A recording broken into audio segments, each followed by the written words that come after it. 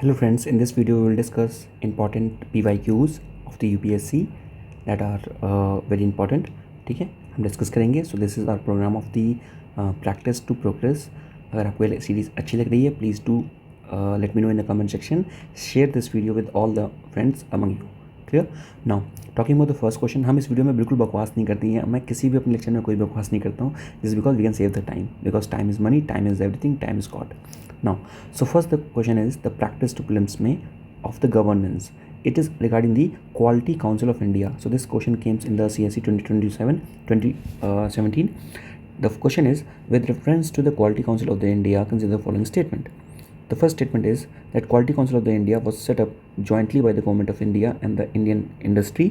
Next is the chairman of the Quality Council of the India is appointed by the Prime Minister and the recommendation of the industry of the government. Now which of the following is the right answer?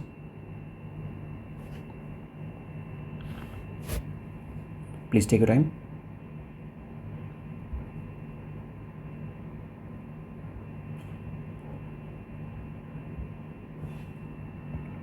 Now talking about the right answer. So both the statements are correct. दोनों जो statements हैं वो correct हैं. तो quality council of the India है वो obviously it was established by the government of India.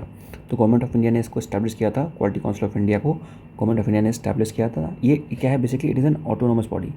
Quality council of India it is an autonomous body. ये एक ऑटोनोमस बॉडी है, ठीक है ना. Establish bye the government of India and the Indian industry, दोनों के सहयोग से in the year of the 1997. Now what does do, ठीक है ना. इसका यूज़ क्या है? Now this helps in the national accreditation structure. So this gives the accreditation to the various industries, to the various products, okay, and also gives the certification, training and the promotion of the quality control circle, है ना. Just like we have for example we have the Competition Commission of India, CCI. वो क्या करता है basically? जो भी it stops the monopolistic and restrictive trade practices. तो in the same manner we have the Quality Council of India, and we have also the that is the bureau of Indian standard, BIS, ठीक है ना. Now quality control council of India it aims to harmonise the standard and the practices, ठीक है ना. ये पता होना चाहिए. Talking about the that is the movement. एक मूवमेंट यहाँ पे स्टार्ट हुआ था, दैट इज़ दी गुणवत्ता से आत्मनिर्भरता. तो गुणवत्ता से आत्मनिर्भरता, it was the movement for the quality council of India. Talking about the chairman, तो चेयरमैन इसके आते हैं पद पे for the period of 3 years. So this is the tenure of them, okay, and they are appointed for the 2 years. उसको मतलब इसको renew किया जा सकता है. अपॉइंटमेंट कौन करता है? Done by the prime minister. Clear. Next is it is a national body for the accreditation. I already told you. So this do the work of the accreditation, ठीक है ना. किसी को accreditation, you know it very well the meaning of accreditation, है ना, कि उसको validate करना, that this is their organisation, this product is valid. So it is a non-profit organization. It was formed under the Society Registration Act of the 1860. Okay. Now this is the symbol of the Quality Council of the India. Now moving on to the next question, है ना.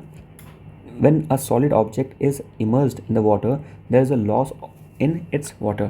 जब कोई हम क्या करते हैं, जब एक सॉलिड ऑब्जेक्ट को हम इमर्स करते हैं तो पानी में, तो क्या होता है बेसिकली, उसके बारे में बात कर रहा है. तो ये बहुत NDA में पूछा गया था, है ना, जो कि UPSC कंडक्ट कराता है, पता है आपको ना. बहुत इजी क्वेश्चन है, ठीक है. इसका आंसर क्या हो जाएगा? राइट आंसर हो जाएगा A, equal the weight to the water displaced, है ना. आर्किमिडीज का प्रिंसिपल है कि अगर कोई भी ऑब्जेक्ट को अगर हम लोग थ्रो कर रहे हैं तो वो उतना ही वेट को डिस्प्लेस करेगा, पानी को डिस्प्लेस करेगा जितना उसका वेट है, ठीक है. बस सिंपल सी इतनी बात है यहाँ पर, और कुछ नहीं है. नेक्स्ट है, if the farmers loans are waived in India, how will it affects the aggregate demand in the economy. तो अगर फार्मर के लोन को वे किया था, because of the what we known as the elections, है ना, freebies, तो इसके तहत क्या करते हैं, we waive the loans of the farmers, okay.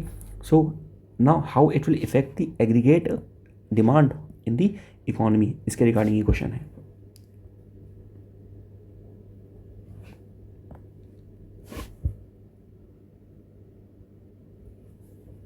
So the right answer is the B, that is the 1, 2 and 3, 4 all the options are correct. देखते हैं पहले.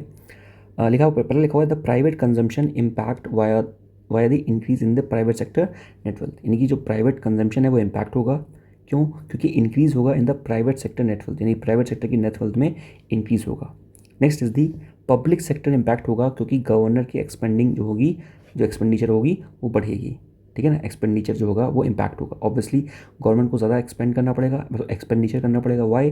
बिकॉज भाई लोन लेके रखा था मतलब किसानों ने, ठीक है, अब उठाया तो मार्केट से ही है, ठीक है। अब अगर गवर्नमेंट बोल रही है कि नहीं चलो ठीक है तुमको मैं माफ़ करता हूँ, मतलब तुम्हारा जो लोन है वो वेव हो जाएगा, अगर लोन वेव किया जा रहा है तो बैंक को तो पैसा चाहिए ना, और बैंक को पैसा कौन देगा? देन बैंक को पैसा गवर्नमेंट देगी। तो क्या होगा, गवर्नमेंट का जो एक्सपेंडिचर होगा वो तो बढ़ जाएगा ना, गवर्नमेंट का एक्सपेंडिचर क्या होगा, वो बढ़ जाएगा। बात समझ गए? गवर्नमेंट का एक्सपेंडिचर क्या होगा, बढ़ जाएगा, ठीक है। देखा, वो private consumption impact by the increase in the private sector की नेट वेल्थ। प्राइवेट सेक्टर की नेट वेल्थ कैसे बढ़ेगी? अगर मान लीजिए कि गवर्नमेंट फिर से पैसा दे रही है बैंक को, ठीक है, गवर्नमेंट फिर से पैसा दे रही है बैंक को, अब इनका वेव लोन वेव हो गया, लेकिन इनका जो पैसा था फार्मर्स का, ये भी तो फार्मर्स का पैसा भी तो मार्केट में ही था, ठीक है। तो अब क्या है, जो प्राइवेट सेक्टर है वो ज़्यादा पैसा ले सकता है किससे, और बैंक से ले सकता है, तो कहीं ना कहीं उसकी भी इनकम में इंक्रीज होगी। Next is the crowding out impact via the higher borrowing by the state government. Crowding out impact, crowd out क्या होता है? देखो दो कॉन्सेप्ट है। First concept is the crowd out and second concept is the crowd in. Crowd out, out का मतलब होता है बाहर। जैसे मान लो फॉर एग्जाम्पल अगर कहीं पर कोई पुल बनना है, ठीक है, एक पुल बननी है, ये पुल बिहार में पुल गिरते रहते हैं, वो ये पुल बनना है। अब इस पुल बनने में मान लीजिए कि पीएसयू गवर्नमेंट ही कर रही है, गवर्नमेंट करिए भैया ऐसा है कि ये अब पुल बनने में हम ही सब इन्वेस्ट करेंगे, हमारे कॉन्ट्रैक्टर होंगे, सब हम करेंगे, सब गवर्नमेंट करेगी। अगर सब गवर्नमेंट करेगी तो प्राइवेट क्या करेगा? ठीक है, अगर सारी स्पेंडिंग गवर्नमेंट कर रही है, सब कुछ बना भी गवर्नमेंट रही है, बेच भी गवर्नमेंट, सब गवर्नमेंट कर रही है, so this is known as the crowding out effect. So there be no role of the private sector. Now what is then crowding in? Crowding in मतलब गवर्नमेंट क्या करिए, चलो ठीक है मैं नहीं कर रही हूँ, आप लोग करो, ठीक है, हम लेट्स से हम तेल कंगा शीशा नहीं बनाएंगे, आप बनाओ। So that is the crowding in impact.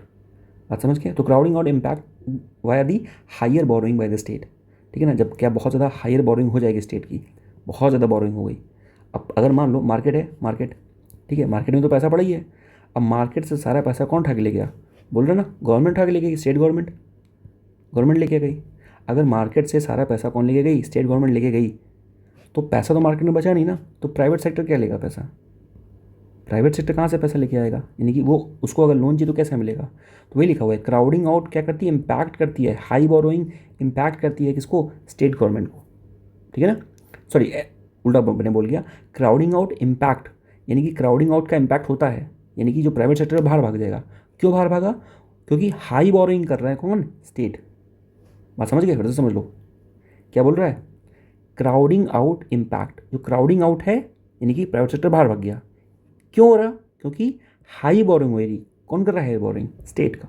अगर स्टेट ने हाई बोरिंग कर दिया तो मार्केट में पैसा बचा नहीं, और मार्केट में पैसा नहीं बचा तो प्राइवेट सेक्टर कहाँ से पैसा उठाएगा? Next is the crowding in impact via the credit availability as the bank NPA falls. Crowding in impact, crowding in impact यानी कि बहुत ज़्यादा अगर प्राइवेट सेक्टर अंदर अंदर आ गया तो वो क्या होगा, उससे हाई क्रेडिट अवेलेबल होगा। भाई बैंक लोन देने को तैयार बैठे हैं, ठीक है, तो बैंक का जो एनपीए होगा वो भी क्या हो जाएगा, कम हो जाएगा। अभी हमने बजट में भी देखा जो एनपीए है हमारा वो काफ़ी कम हो गया है, ठीक है। तो ये हो गया हमारा आंसर। तो हम देख लेते हैं थोड़ा सा फॉर्म लोन क्या है। अगर फॉर्म लोन को वे करते हो, ठीक है ना, तो मॉनेटरी पॉलिसी की कमेटी की रिकमेंडेशन से इसको वेव किया जाता है, ठीक है ना। बाकी लेकिन ये कहीं ना कहीं स्टेट के फाइनेंस को इफेक्ट करता है, और उसके साथ साथ क्या होता है, कुछ इश्यूज़ भी हैं लोन वेव करने के लिए, जिस like the reputational consequences. Her bar government है ना बदनाम हो गई, फ्री बीज दे रहे हो आप हर बार, फ्री पीसेस दे रहे हो हर बार, है ना, रेवड़ी, ठीक है ना। प्राइवेट कंजम्पशन, अगर बहुत ज़्यादा लोन कर रहे हो तो ये इंक्रीज़ करेगा प्राइवेट सेक्टर की नेट वेल्थ को, जैसे बताया मैंने। फ्री राइड प्रॉब्लम, है ना, लोग कहेंगे भैया हमारा भी लोन माफ़ करिए। डिक्रीज़ इन द फॉर्मल और एक्सेस टू क्रेडिट, अगर हर बार लोन माफ़ किया जाएगा, ठीक है, तो क्या होगा, बेसिकली जो फॉर्मल एक्सेस टू क्रेडिट है यानी कि वो क्या होगा, वो डिक्रीज़ होने लगेगा, है ना। लोग क्या करेंगे, बैंक, भाई सिंपल सी बात है, अगर फार्मर आया बैंक के पास, ठीक है, कि भैया लोन दे दो, बैंक जानता है, क्या जानता है, कि अगर मैंने इसको लोन दिया तो ये वापस नहीं करेगा, ठीक है, और अगर ये वापस नहीं करेगा तो this means what, this means इसका अगर ये वापस नहीं कर रहा है, दिस मीन्स व्हाट, कि इनका जो लोन है वो तो एनपीए बन गया। हाँ ठीक है, बाद में गवर्नमेंट इंटरवीन करके बोल देगी कि मैं इनको लोन वेव करूँगी और बाद में पैसा दूंगी। तो अगर गवर्नमेंट बाद में पैसे देती है तो गवर्नमेंट कब देती है ना, गवर्नमेंट का तो जानते ही हो आप, तो बहुत पैसा डिले में देगा, तो बैंक का ये एनपीए बनता जाएगा ना।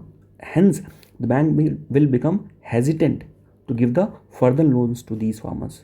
So this will decrease the formalization of the loans, and then these farmer they will rely on the casual lending of the loan, casual accepting of the loan. तो they will going to take the casual loans, है ना, जो money lenders हैं, money lenders, ठीक है ना, जो money lenders हैं उन मनी लेंडर से कैजुअल लोन वो लेगी। बात समझ गए? समझ गया? नहीं चल समझ गया भाई, बता दीजिए। ठीक है ना, अब आगे बात करते हैं। क्राउडिंग ऑन इम्पैक्ट बता दिया अच्छे से मैंने। क्राउडिंग आउट का मतलब प्राइवेट सेक्टर बाहर भाग गया, क्राउडिंग इन का मतलब प्राइवेट सेक्टर अंदर आ गया। ठीक है, 30% जो फार्मर हैं सिर्फ उन्हीं को लोन वेवर का फ़ायदा मिलता है, सिर्फ 30% को। क्लियर? नेक्स्ट बात किया जाए, which one of the following places was associated with the Acharya Vinoba Bhave Bhoodan movement at the beginning of the movement. तो कौन सा प्लेस है जो विनोबा भावे के भूदान मूवमेंट से एसोसिएटेड है? So the right answer is the C, that is the Pochampally. Pochampally जो है भूदान मूवमेंट से एसोसिएटेड। भूदान मूवमेंट क्या है? भूदान मूवमेंट जो स्टार्ट किया था वो स्टार्ट किया गया था 1951 में by the Acharya Vinoba Bhave. It was the bloodless revolution, ठीक है ना। It is also known as the bloodless revolution. It was a land reformation because what the land was fragment. Even today we have the problem of the land fragmentation, ठीक है ना। Simple सी बात है, जैसे मान लीजिए एक बड़ा सा लैंड है ऑफ 100 एकर्स, ठीक है ना, 100 एकर्स। अब एक किसान के 10 बच्चे हो गए तो 10-10 एकड़ में डिवाइड हो गया सब। अब 10 एकड़ में डिवाइड हो गया तो क्या हो गया? फ्रेगमेंट हो गया। इनके अगर 2-2 बच्चे हो गए तो 5-5 एकड़ में, तो क्या होना चाहिए फिर उसके 2-2 बच्चे 2-2 एकड़ में। तो this is the problem of the land fragmentation. So if we have the small quantity of the land, small segment of the land, so the productivity the yield will be low, है ना। Productivity yield सारी चीज़ें लो होंगी and that will cause, है ना, low productivity will cause low output, ठीक है, low income. So hence they are doing what, they are doing the land reformation. जिसमें हम बोल रहे थे सारे जो आपके लैंड है उसको आप क्या करो, लैंड पूलिंग कर दो आप, जैसे known as the land pooling. Land pooling, land pooling क्या होती है? कई बहुत सारे आपने लैंड लिया उसको एक साथ लिया है आप, तो उसको बोलते हैं लैंड पूलिंग। बड़ा सा लैंड हो गया फिर आप, और उसमें आप क्या करो, प्रोडक्शन, उसमें आप कल्टिवेशन करो, और जो भी फिर उसके प्रोडक्शन निकले, यील्ड निकले, उसको आपस में डिवाइड कर लेना, ठीक है। So this is known as the land pooling. So Bhoodan movement by the Vinoba Bhave in the 1951, it is a land reform, okay, in the Pochampally area of the Telangana, ठीक है ना। And this was initiated by obviously Vinoba Bhave, and he was the disciple of the Mahatma Gandhi. He was very much influenced by the non-violence movement of the non-violent ideologies of the Gandhi ji, ठीक है। So what is the aim? It is the protection of the natural resources, ठीक है ना। Community की जो rights हैं उनकी जो रिस्पॉन्सिबिलिटी है उसके प्रति उनको आगाह करना, and they just want the communities to move towards the self governance. Clear? Now so this is it, and he is very much influenced by the Gandhiji Sarvodaya ideology and Gram Swaj. So he is the Vinoba Bhave, father of the Bhudan movement 1951, and he was also awarded the Magsaysay award, ठीक है ना, Raman Magsaysay award in the 1958 and Bharat Ratna in 1983. Clear? Next question is regarding the schedules.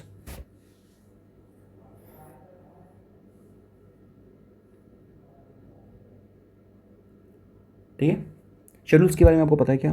Schedules के बारे में अच्छे से पता है कि टोटल शेड्यूल्स कितने हैं? Total we have the 12 schedules. Initially 8 थे, बढ़ के 12 हो गए, ठीक है। सीक्वेंस क्या है? सीक्वेंस थोड़ा समझ लेंगे। आपने कुछ और याद किया होगा, जैसे कुछ कई सारे सीक्वेंस है उसमें, ठीक है ना। एक है PMTR करके कुछ, पर मैं कैसे याद करता हूँ मैं याद करता हूँ ऐसे US और S43 RPM, यानी कि यू क्या हो गया, पहले हम यूनियन और टेरिटरीज़ के बारे में बात कर रहे हैं। एस क्या हो गया हमारी, एज हम बात कर रहे हैं सैलरी के बारे में, ठीक है। नेक्स्ट इज़ दी ओथ के बारे में हम बात करेंगे। ओथ, सीट्स और राज्यसभा, ये है 1 2 3 4, ये 5th शेड्यूल है। ये शेड्यूल एरिया, शेड्यूल ट्राइब्स के बारे में है, ठीक है ना। एंड देन ये शेड्यूल नॉट ट्राइब के बारे में, शेड्यूल एरिया के बारे में है। 6th बात करता है, 6th 7th 8th, ये बात करता है किसके बारे में? हाँ, ये बात करता है, सॉरी 6 7 8 नहीं, सिर्फ 6th। 5th बात करता है शेड्यूल एरिया के बारे में, 6th बात करता है शेड्यूल ट्राइब के बारे में।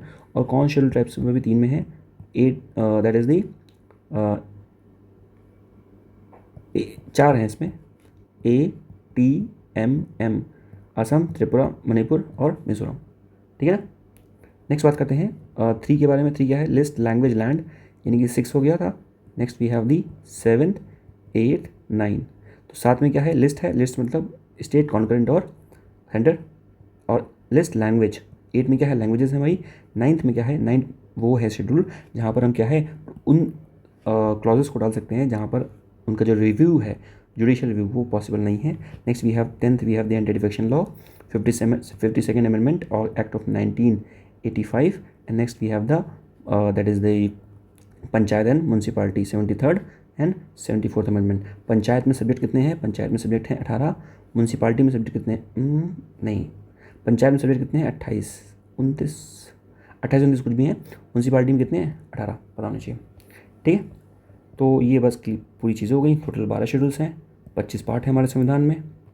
ठीक है, और इनिशियली जो थे टोटल 8 शेड्यूल्स थे, ऐसा हमने बताया। ठीक है, जब 1949 में संविधान हमारा अमेंड हुआ था, मतलब इम्प्लीमेंट हुआ था।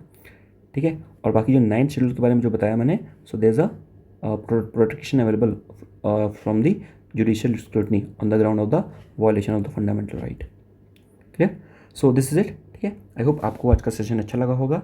अगर अच्छा लगा है do let me know in the comment section. बाकी हमारी एक वीडियो जो हमारी अभी चल रही है, एक हमने नया इनिशिएटिव स्टार्ट किया था यूपीपीसीएस के जो टेस्ट सीरीज़ हैं उनको सॉल्व करवाने का। ठीक है, अगर आप ये सारी टेस्ट सीरीज़ जो मैं सॉल्व करवा रहा हूँ यूपीपीसीएस की, वो प्लस ये वाली जो है daily MCQs practice, current affair और पीवाईक्यू। ठीक है, ये जो ये वाली पीवाईक्यू की है वीडियो, और उसके बाद जो एमसीक्यू वाली चल रही है उसमें करंट अफेयर, स्टैटिक सब मिला के हम सीखते हैं।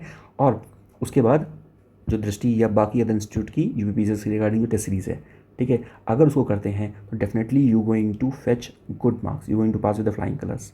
ठीक है, और उसके बाद अभी जब पीसीएस यूपीपीसीएस के बाद हम यूपीएससी की टेस्ट सीरीज़ को स्टार्ट करेंगे प्रीलिम्स के oriented.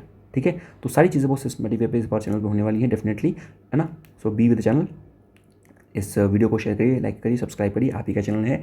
Till then take a goodbye, thank you. मिलते हैं आप नेक्स्ट वीडियो में। जय हिंद, जय भारत।